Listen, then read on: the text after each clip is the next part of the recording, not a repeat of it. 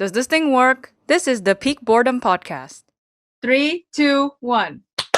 Hi guys, welcome to the Peak Boredom Podcast. Today we have Izzy and Jovita. What's up? Was good. Today we're gonna talk about international student experience. Woo!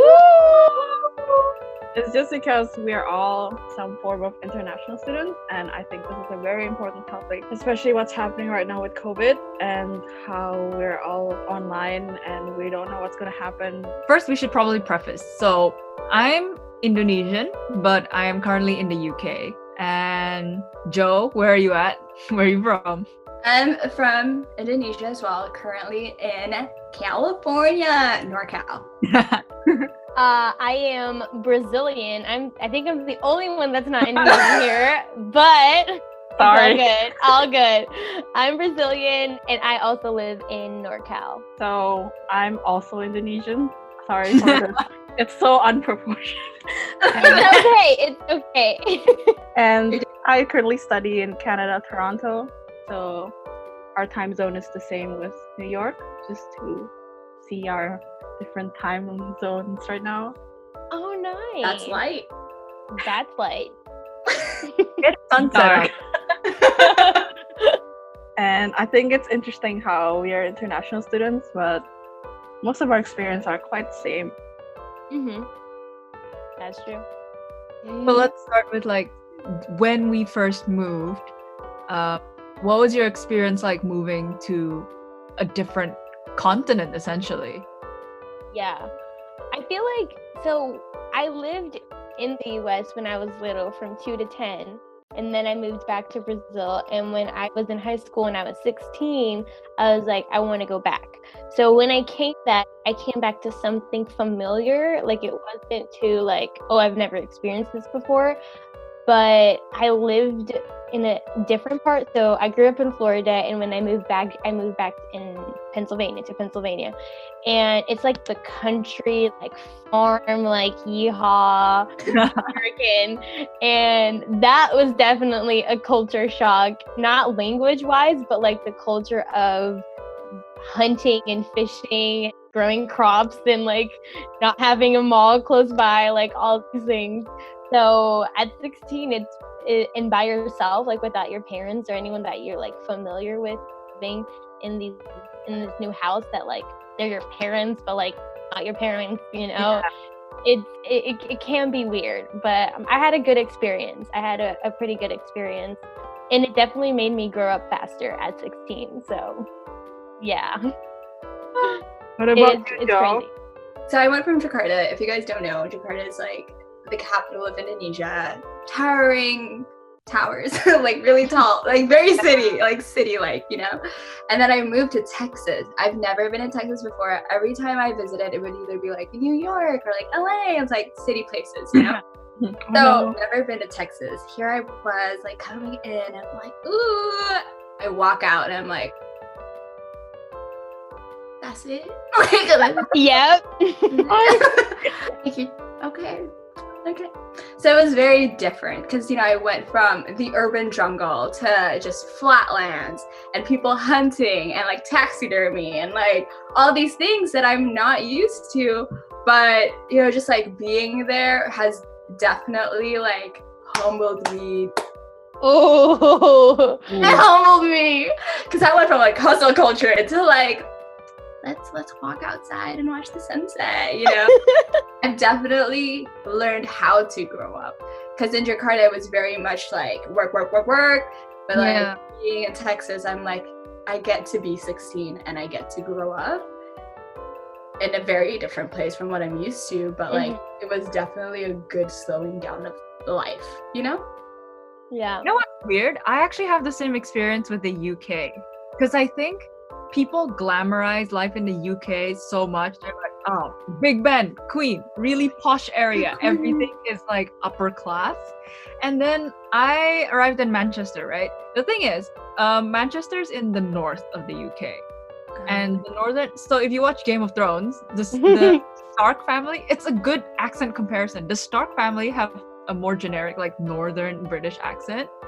They're the people. Like they're the real British people. I would say. Oh, It's definitely a strange prejudice thing that British people have within their own culture that I've observed, that England's divided into 3 different regions: the north, the south, and the middle. The north is like where people think like, oh, that's where all the cool people are. That's where all the real British people are. oh. South is where everyone is like posh, wears tight pants, play polo all day, golfing, Those tight pants. That's how you know. drinking tea all the time. But when you step out, you're just like, this is it. This is what people have been glamorizing on the internet for so long with like really high class culture. No one's high class there. Everyone wears hoodies, goes out in jeans and stuff like that.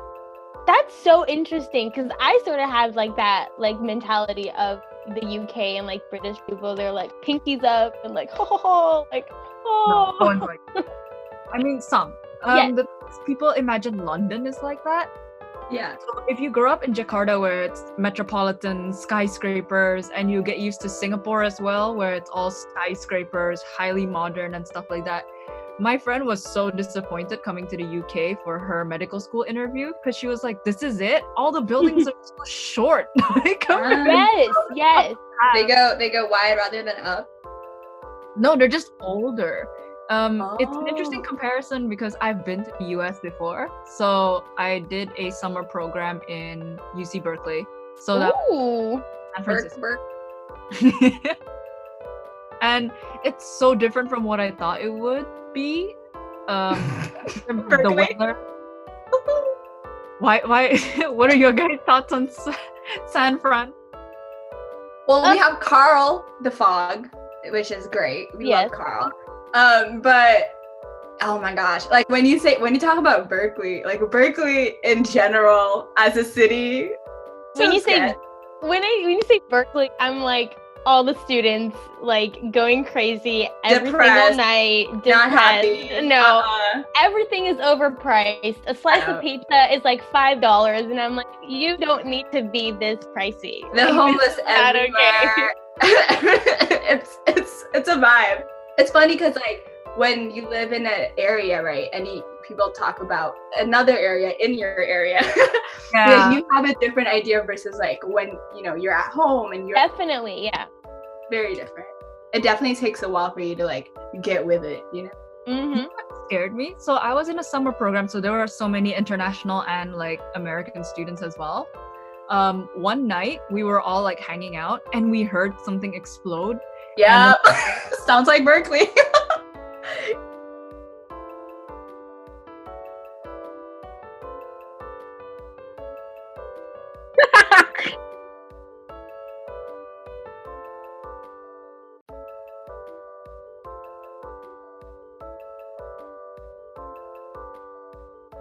Oh my god!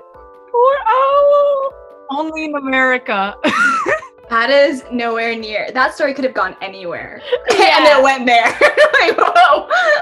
Oh my gosh, that's intense. I think just see you- feathers everywhere. Yeah, We didn't like see anything the next rotisserie. We didn't see anything the next morning. That was the surprising part. So to this day, no one knows for sure what that loud bang was. It was a cover up. The It's a CIA. cover-up. CIA. Oh, they fell off the train and didn't want to say anything. They're like, oh, a bomb? No, it's just an owl. just It's an just an owl. owl. It's really him. Like he tripped really hard into a garbage bin. Like it was like a whole thing. It's like, no, it's an owl. I think it's funny we talk about perception of like coming as an international student to like another country. I definitely thought Canada was like the land of immigrants. Everything is great. Everyone's like, whoa, I love you and stuff like that. I mean, to a certain extent, people are really nice here, but I'm learning planning, so I know a lot of the systems that are not true. And I think moving in, I was excited because I see a yellow school bus and I'm like, oh my god, I'm in a movie now. And I think Toronto is kind of similar to America, I guess, where it's kind of a bit more rough. But I lived in Mississauga for my undergrad, which is, I guess, like the suburbs. So it's more quiet and like nice buses coming in. So it's like also our campus is like in the forest because it was on a campus where they had what's that thing you do where like in this SCSI movie where you like search for dead bodies? Oh my god! What? Forensics. So they have a forensics program. So they got a forest because there's a lot of people who die there. Like No. In their last year, I think they have like a class where it's not a real dead body, but they have a dead body that like lies around, and you have to search for it, something like that. That's what I heard. That's so cool. That is so cool. That was Also cool. very intense. Yeah. So we have that program in our campus, so that's why it's near a forest. So everything's a lot more like quiet suburbs. It really reminded me of. So when I was younger, I also lived in Germany for a while. It didn't shock me, but it kind of shocked me a bit when they see me and they're like, "Oh my god, you speak English?" And I'm like, "Yeah." So what's your point? Oh man, is it true that a lot of people speak French in the Toronto area and like that side of like Canada? Yeah. It's a dual country. So a lot of people do speak French. Even if you want to like immigrate as a PR, if you speak French, there's like more points. So they definitely like award you, which sucks because I did learn French. I was like, nah, I don't need this. And then I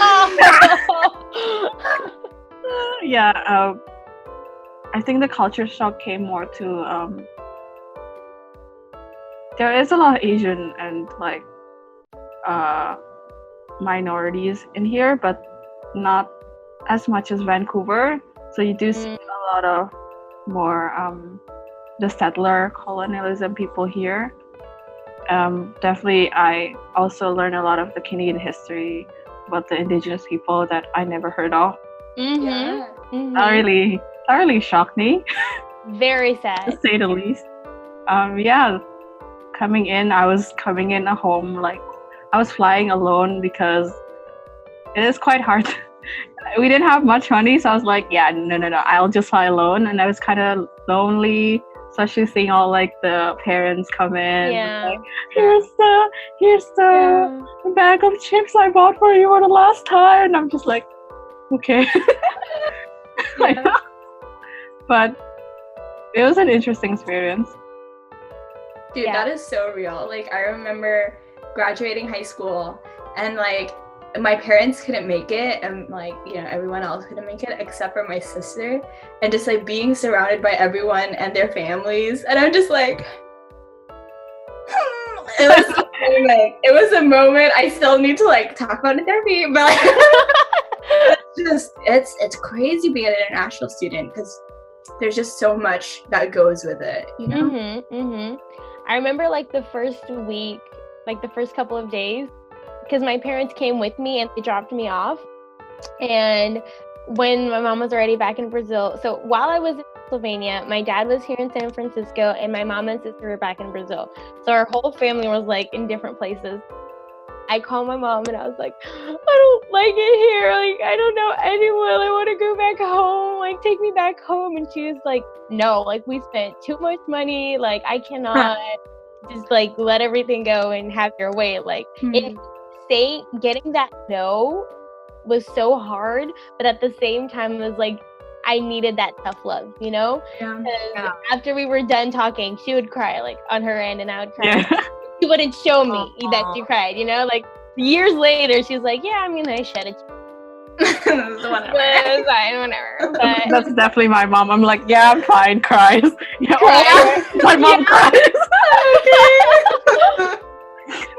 Bro, it's tough on our side, but I think it's tough for our parents too, to like let us go. And like, could you imagine being a parent and just like letting your kid at 16 just like go to this whole new country with all these new rules and new ways of doing things with new parents that you don't know? You're like trusting them with your kid.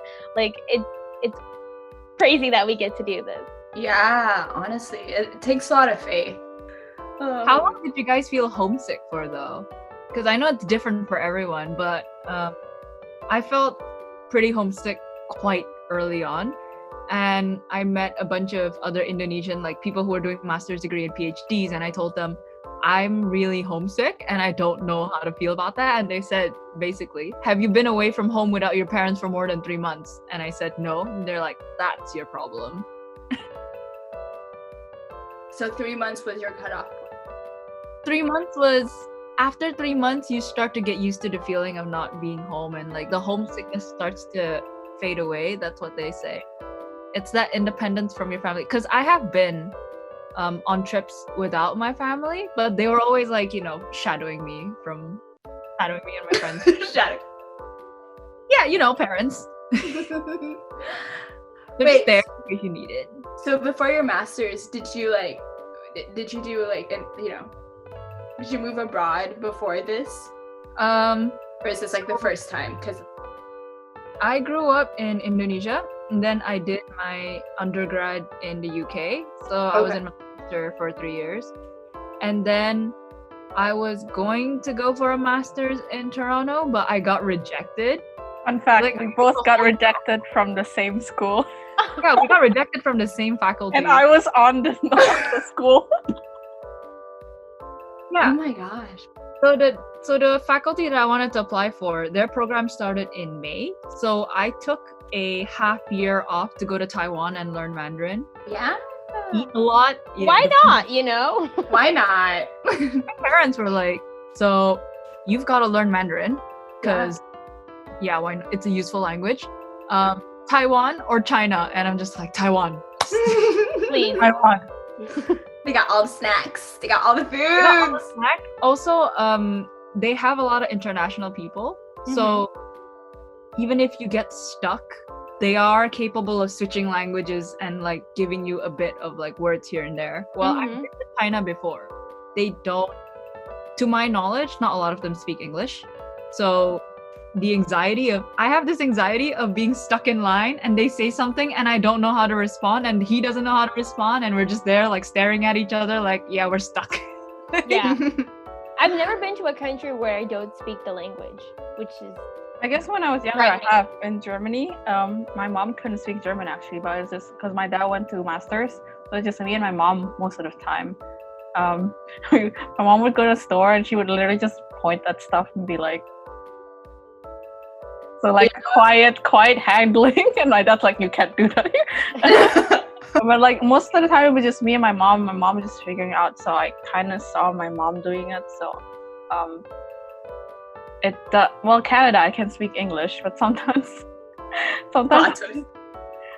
I'm like stuck. So I speak 3 languages. So sometimes my brain is kind of just like I know the language and I know the word, but it just doesn't come out. So yeah, you gotta reboot. And like I think being someone who learned English later, it's kind of hard to understand sometimes. Like I understand everything, but sometimes just hard to grasp it as fast as they can.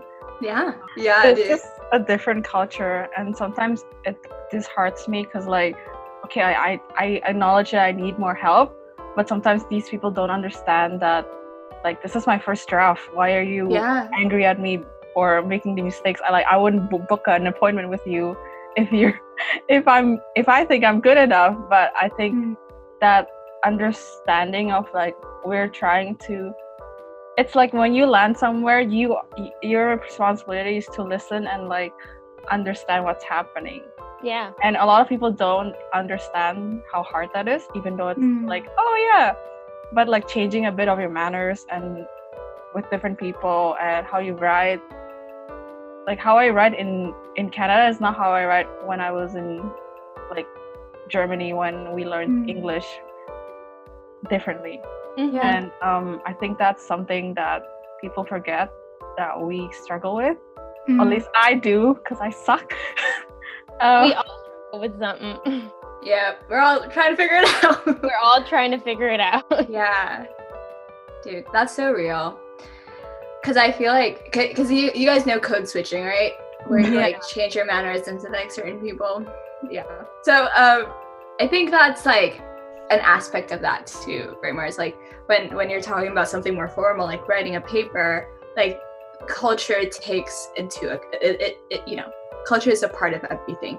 So when we do talk to other people, or like a certain group of people, or like someone from like a different area, it's interesting to see how like as international students we've kind of gotten used to like how people treat us, that we just like automatically just like tweak ourselves as we conversate with people. Yeah. I definitely do that a lot. Like I mold myself to the people around me, and like how can I be like them and not stick out like a sore thumb, or like I should talk to my therapist. But also I feel like it's because we both moved to the States at 16. Yes. Like, such a malleable age. A lot of people come in here when they're already in their 20s or like their late teens, but because we came in at such a young age, and because that we were like exposed to all of that like pretty early on, I think we definitely had to like cope with all of that in some way. Definitely. That's true. Yeah, there's an aspect of growing up faster, even because you've been with your parents most of your life, and now you have to understand all the immigration stuff. Oh, no. I remember my passport was expiring, so I needed to make a new visa. And then I was just literally, I came to the immigration center all like every day, be like, did I put my name correctly? Is this right? Yeah. Is this how you write? Is this how you sign stuff? And and then she understood like that this is an international student. She's young and she just learned stuff. But I just imagine when you don't have the support system, some schools international support system are not that strong, or it's just such a big school that you don't have that luxury, or even a friend that kind of guides you through. And as an international student, sadly you have to understand your status and what's going on by yourself. Alone. All the law stuff. Oh my god, all the law stuff. Scary. So much. I feel like I could definitely be a lawyer now. I'm kidding. No, thank you. But it's a lot. It's a lot to take on at such a young age, and even in general, I don't think people had to do that until they turned 18, at least, here. Yeah. So I guess in some ways it's like both a good thing and both a bad thing, because like we grew up like faster and we could acclimate to things easier. But also it's like, ouch, give and take. Yeah, you kind of want to grow up, but like you have all these other stuff. Yeah. Like I want to grow up, but I gotta do my taxes, Yeah. Exactly. And then all my friends who live with their moms are like, what? Yes. Oh my gosh, yes. Oh my god. I remember my friend was like, why can't you clean, or like why can't you do this like I do? And I'm like, I can't, like I live alone. I can't live alone. I don't have the money. A lot of that. Dude, that first bank trip, I felt like a woman. I was whipping out my card like I can buy everything, and then like the first time it didn't pass, I was like, oh my god, I used all the money. I was like, wait, I don't see the money coming out. I just swiping the card, and I was like, whoa. It's like the money is going to end at one point, and I was like, okay, let's be careful. Let's like reel it back. Maybe I didn't need that 5 foot tall statue of a cow. Maybe. Perhaps. But do you find that like when you come back home and you're financially dependent on your parents instead of your own debit cards, like that's like, you forget what it's like? Yes. Currently I live with my parents, so it's really nice that I get to like not have to worry about bills and like rent and like stuff like that. But when I was living by myself, I was like, okay, how much do I have this month to get like clothes or to buy like extra food? Like I had to like think about it. And here I'm like, my parents will get it for me, throw it all up in the air. But I need to be more responsible. Yeah. Oh my gosh. So when I took my gap year, which was the last time I met Mars in person, you guys. Crazy. Wow. I just found out 2 years, 3 years ago. Yeah, it was a hot minute ago. But way back then, I went from like LA. Okay, I was like living it up, like me and my friends head over to San Diego at like 12 a.m. like with a bunch of strangers. Period. Me going to Tahoe, snowboarding with a bunch of strangers. Me getting free tickets with a bunch of strangers. Like all of these things, getting questioned by the cops with a bunch of strangers. Everything. I was like living Or it in up their now. podcast. Yes. Hit us up. Questionable decisions episode. I don't know. But like all these things, right? And I had to go home. I had to take a gap year. When I went home, they're like, "Why are you wearing shorts?" I'm like, "I'm wearing shorts." Like, what's wrong with shorts? And just like the culture shift and like not having a debit card and not having that much freedom to just like, screw this, I'm going out of town. Like I had to make decisions keeping in mind that there are other people that I'm taking resources from. And there are other people that I need to like be more like, just like more thoughtful about, especially now with Corona and like, I live with my great uncle. So like I have been quarantining it out. I am the quarantine queen, like Yes. out here. But it's just like all these things of like thinking about others and making sure that like everyone else is like ready to go and good to go, as well as changing of mindset, sure. I guess speaking What of, was it like for you guys, like as an international student in your classes? Like, would teachers like ask you, like, how is it back home, or like, how do you do this here? Like, what was it like for you guys in class, like class situation? definitely a lot of, are you Viet? Are you Thai? Are you all the other Asians but Indonesian? And I'm like, Oh my god. They never know what Indonesians are like. I guess that's because also like Southeast Asian just aren't represented that much. There's more Asians, but actually the one you see is East Asians. There are a lot right now, and South Asians, whereas the Southeast. So I guess there's a more. I think where me, Jov, and Inga comes from, there's a lot of misconceptions of how we look.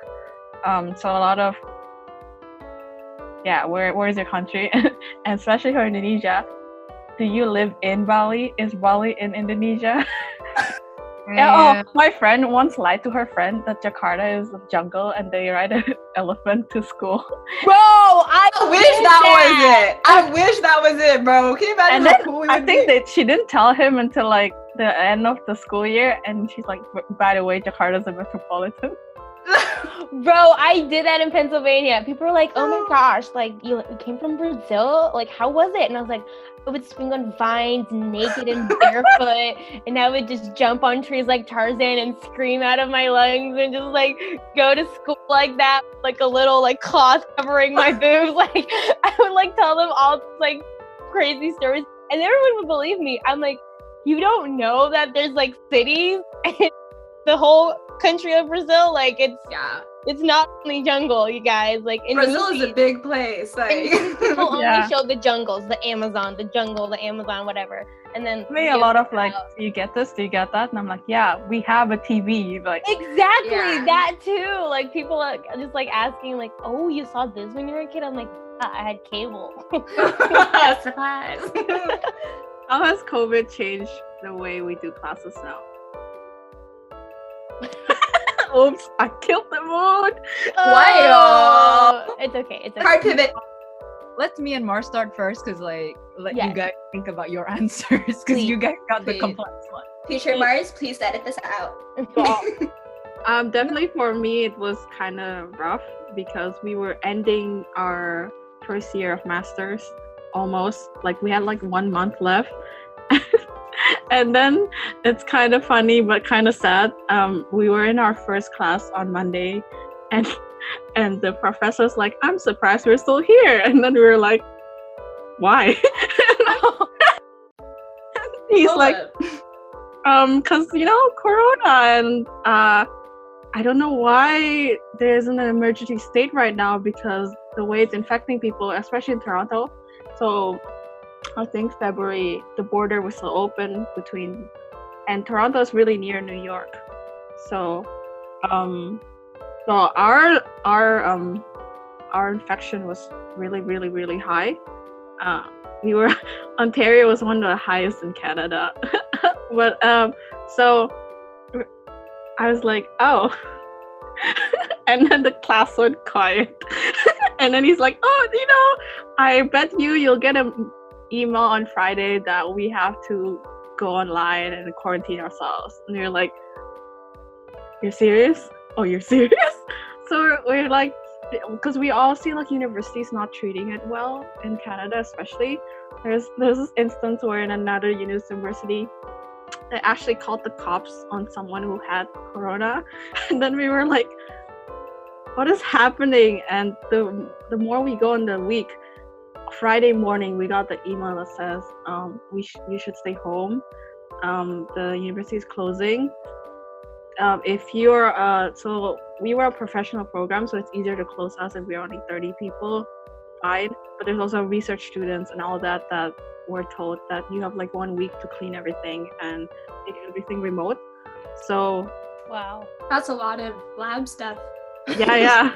And we had a few that had to like kind of close down their research, or I feel really bad for people who are outside of the country were doing their collection research. They had to close down and they had to fly back. I remember one student was actually stuck in the country, so the whole university had to kind of figure out like how to get her back. So it was a lot of that, but in our program it's just kind of closed and we went online, which was crazy because the last month of our classes were presentations.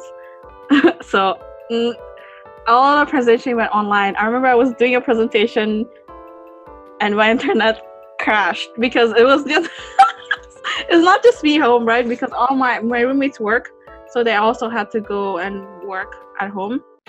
Their quarantine happened a week after the university because I think university just has a lot of more kids, and I think when our classes went online it was kind of hard, even though we were just 30 people. I can't imagine.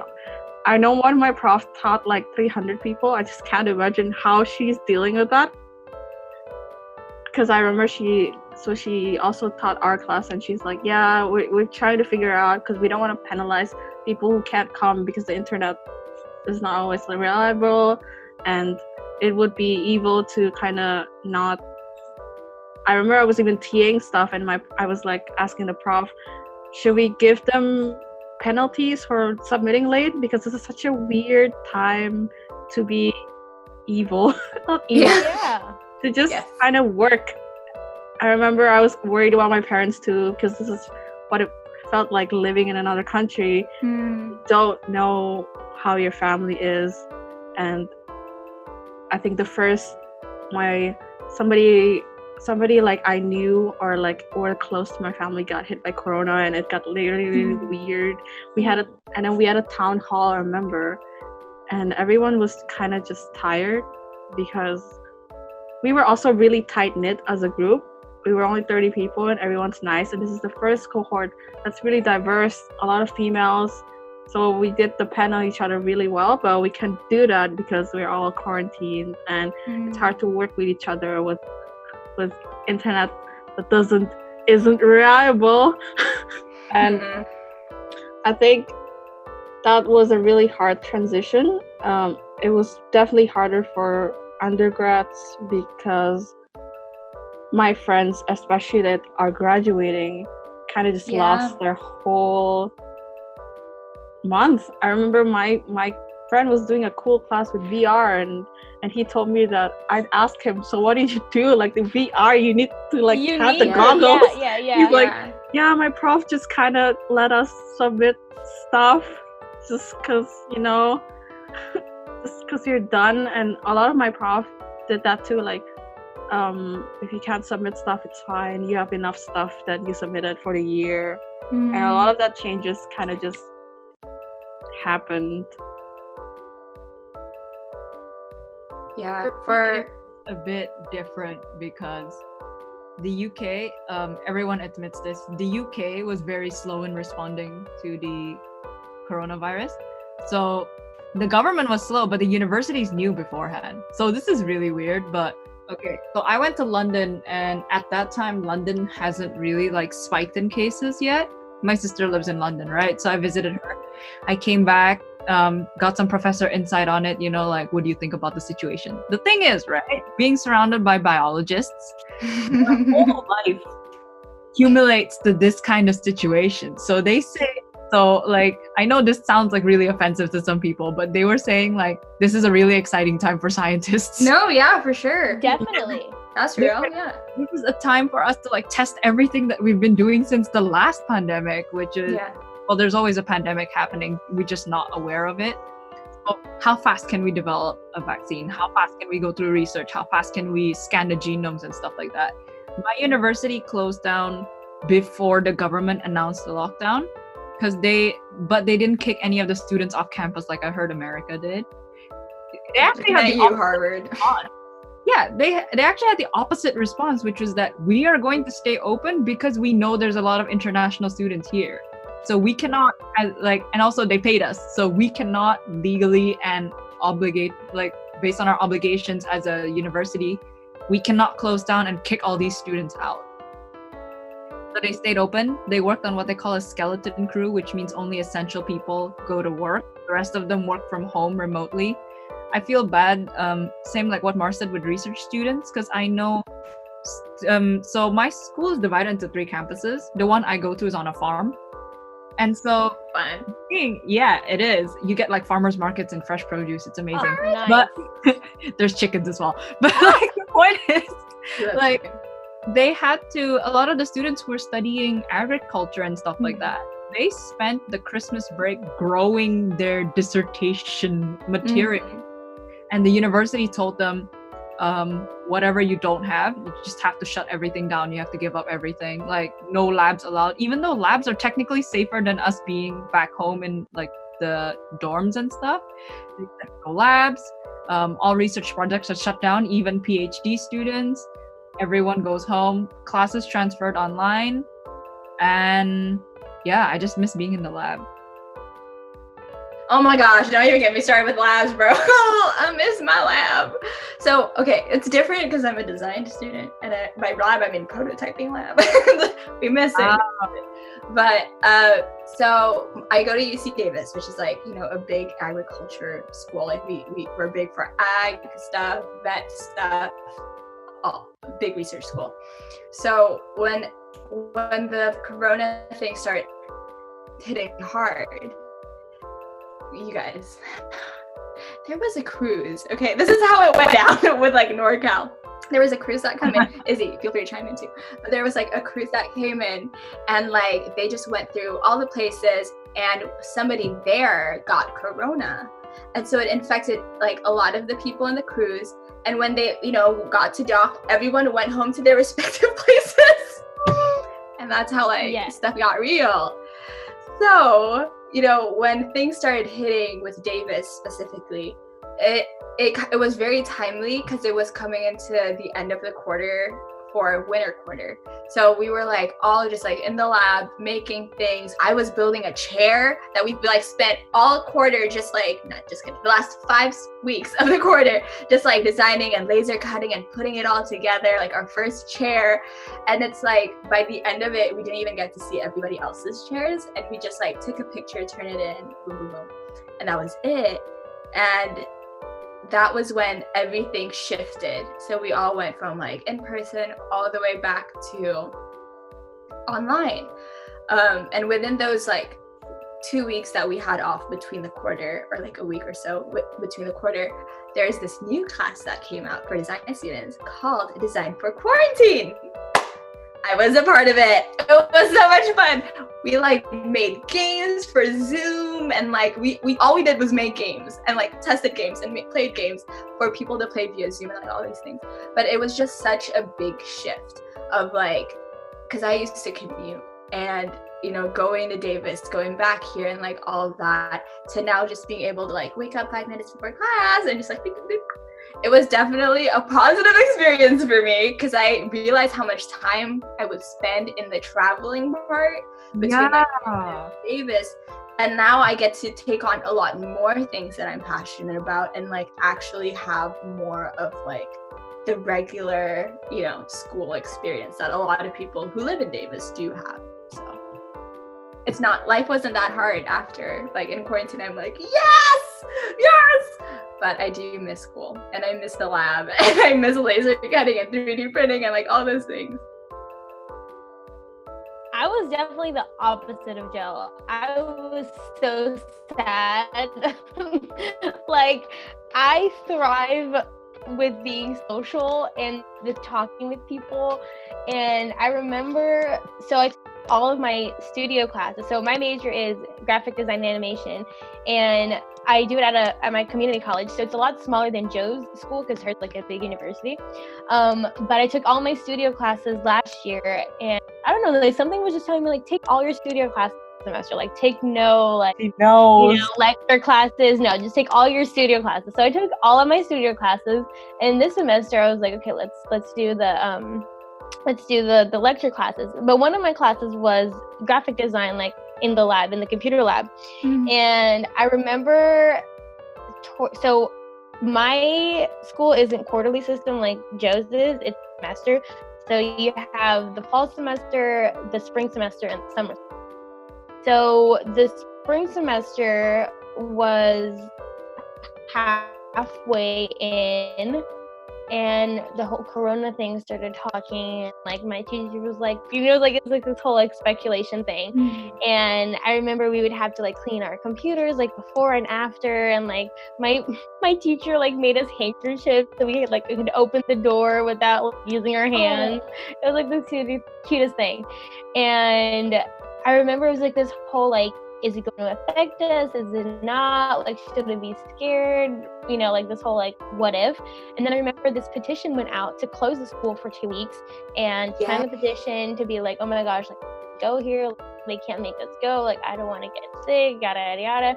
And in my class, there was in one of my lecture classes, art history, there was a lot of older people in it. And I remember like they stopped going, and I was like, why? Like, make no sense. Like, if I'm here, they could be here. Like, it doesn't make any sense. But then it was like that whole like, stop right now. Just like, it was like maybe, and then like boom, boom, boom, like red alert, like shut it down, like nobody, nothing. And it was so like drastic. It was like, never gonna happen. And then like boom, it happened, and we're like, oh my god. So I remember there was like 1 or 2 weeks where I had nothing to do because all the teachers had to like forcefully transfer over to online classes. And one of my teachers, he's like so old, and he hates Canvas, and he hates computers, and he hates putting grids online. Like, he never put anything online. Like, everything had to be in person. Like, we could never do like online meetings, and he hated the transition of go from in person to online.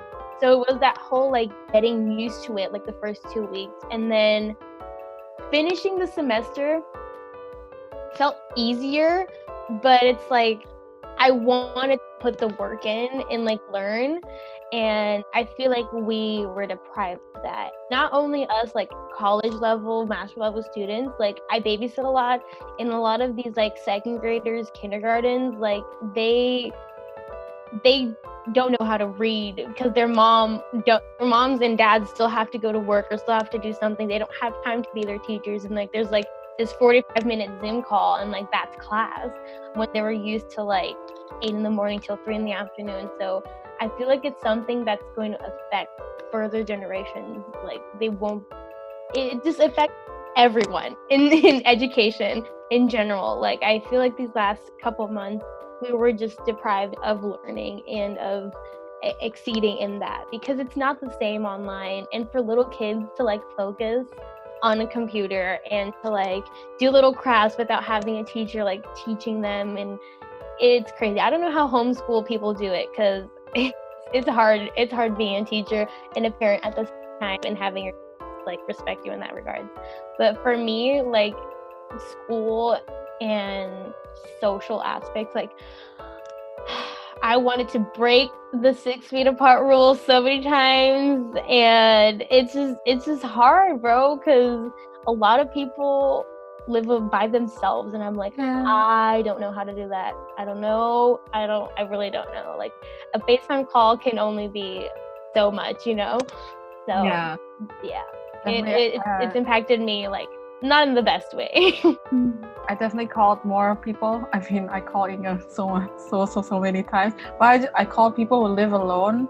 And but yeah, my prof, I had an older prof too, and we were basically teaching each other like, yeah, it's fine. Don't worry, we're still here. We can get over the class.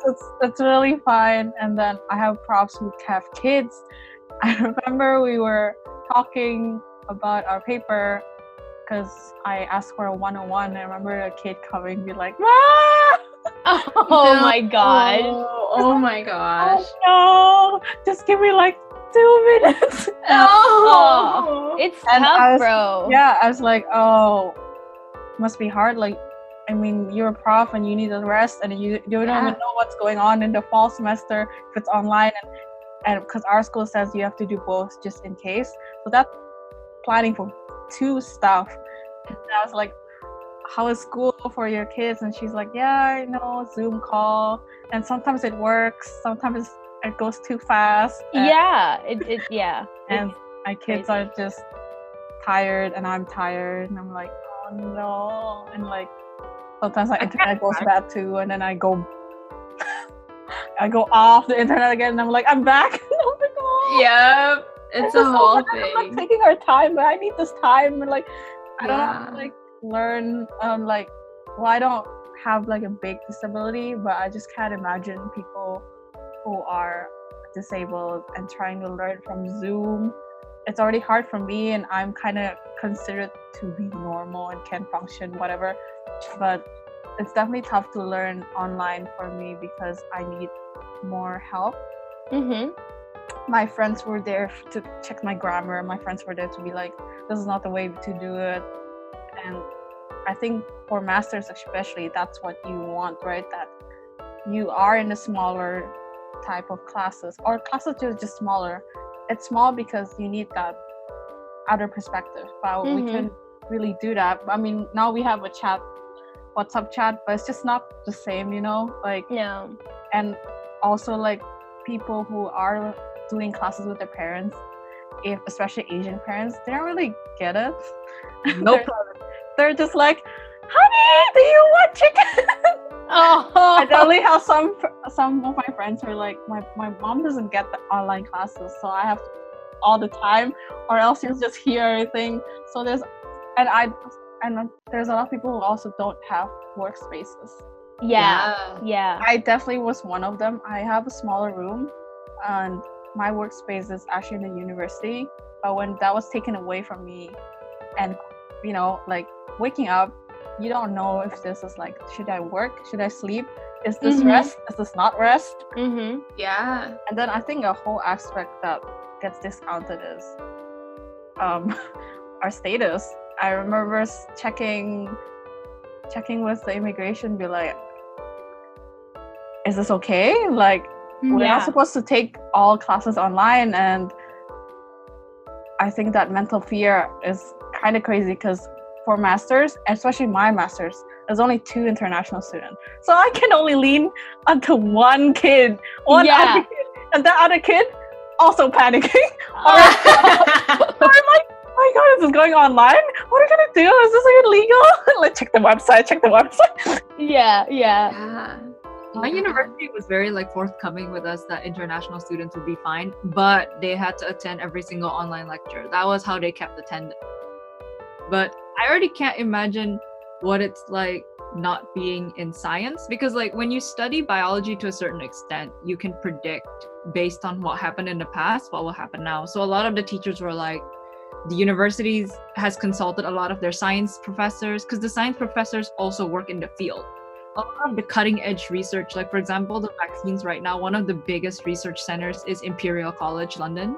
So a lot of the professors, they're just like, yeah, I did my own like modeling, and apparently this is gonna get bad this time. So you know what? They give their students heads up, they talk to their students. And for us, it's like, we've studied this before. We can see what's coming, and we trust our training to get us through this because we understand what's happening. But then when you guys talk about like what it's like from your end, it does sound really scary, because from one moment people are debating whether it's a hoax. Yeah. Yeah, which apparently still happens nowadays. Still why? happens. Why? Why? Disappointing. So you've got people who are like one day debating about whether or not it's a hoax, and then the next day the whole school is shut down, which is like, Exactly. Yeah. That also goes to shows how like less help as international we get. I know in Canada there is a lot of international students advocating for ourselves. I mean, I know that as an international student or just people who fly to another country, we need to learn how to navigate everything and how to just live. But then we forget that we also need help, and like Yeah, it's that's kind true. of sad that now is the time that you're like, oh yeah, maybe they do need some scholarship. I'm like, bro, Would really? be nice. Please. Help a girl out. This conversation has been so good. Like it's So good. It's helped me like open up my perspective of like out of the United States and see how it's going on in Canada and the UK. Yeah. How like different countries are. Like I feel like it's really good for people that are listening to us too and like having their feedback on it. Like, cool. Canada has a lot of cracks, and I think it's kind of sad that it took a pandemic to open it up. But as an international student, I kind of figured out early, like, oh no. I think opening these cracks really helped me to see that. Oh, no country is perfect. No country is perfect. Nobody's Like- perfect. I used to I don't bash Indonesia, but you know, there's this mindset that's like, you go to another country and you live the American dream, the Canadian dream, the UK dream, and then you're in Canada and you're like, yeah, What's this the is the dream? same cracks though. Like, Canada's like, sorry. this is the same cracks that like everything's hidden. And when I mean, people are really nice here and they do value us more, but I think seeing that cracks, especially in COVID, and especially for the whole international student society, it really helped us to not only move forward but like come forward. Like, we wouldn't come forward in a normal day. We're the ones who's supposed to like just go with the flow and like graduate and figure out a job. But then you have to work harder as like a person of color, and I can imagine people who are like, you know, there's just other factors that are like doing this, and the fact that we need to stand up for ourselves and not be that is hard for us too, because like we're just also trying to learn what's happening and try not to get deported. Like, Please no. I don't know, like it's just really hard to advocate for ourselves when we were told our whole lives, not just as an Asian, but I feel like as an international student, we're told our whole lives to just work harder, Yeah. get a job, Shut up and work. get that citizenship, or like figure out something, and then your family's happy. But it's not that linear. Yeah. People underestimate it most of the times. And I was watching Hamilton with my parents, and there was one part where Lafayette and Hamilton are talking, and they're like, immigrants, we get the job done. And I'm like, literally, like, please hear us. We work hard and we deserve like some respect. So yeah, I think it's a good time to be alive and to stand your ground. We were, you know, like, we're here for a reason, you know, and to use that like power and place that we're in to do good. like everything that's been coming up, like it's been very validating for, you know, minorities and like everyone it's like your struggle, like we see it and it is a problem, and like we are for you, you know. And it's so amazing that like with everything that's been brought up, like people are forced to like, you gotta see this. Like, you can't run away, sis. You can't just go out and party it up tonight, honey. No, you gotta scroll through that Instagram. Stories. And so, you know, it's been a great time to be alive, as you were saying. It's, if anything, once everything is over, I'm really excited to see what like tangible things we get to come up with, and like how society will change and how people will be kinder. I just really hope we keep this momentum, that we keep Yes. advocating for international students, of immigrants, Black lives. Like right now, our cohort has been sending messages to the higher ups saying, yo, we need anti-racism learning, because planning itself, like Canada is built also same as America. Indigenous and Black people are severely not talked to in planning. So we were like, hey man, what's up? Like, Yeah. like, you should put it in the curriculum, bro. And then Yeah. I think a lot of people that do that was, of course, my Black friends, and I really admire them, and we were, of course, supporting them and like taking that burden with them, because I feel like that solidarity, it was never seen, especially among Asians and Blacks, I guess, because we were, I think in America especially, Asians and Blacks are very, very, very like pit at each other. So seeing that we were like, yeah, let's do this, let's send this email, and it has made the difference. Like right now, I think my friends are reviewing the planning curriculum, which is great. I was like, wow. That's so good. That's But so like, good. it takes a while. Not a lot of schools understand that. I see a lot of answers that are like, oh, okay, or like COVID, just go online. Like, yeah. It's really nice to see that finally we talk about this. Yeah, we're taking a step in the right direction for sure. For sure. With that note, I think we're gonna end on that. Thank you so much, girls, for coming on. Yes, please. Thanks for having us. So much fun. So much fun. Please listen to their podcast, Midlight Talks, in Spotify. They're really funny. I love them. Make my day. Aww. Yeah, we love you guys. Thank you for switching to our podcast. I know. Of course. Well, guys, we'll have to have you guys on sometime. Yeah. Yes. Okay. Bye, guys. Bye.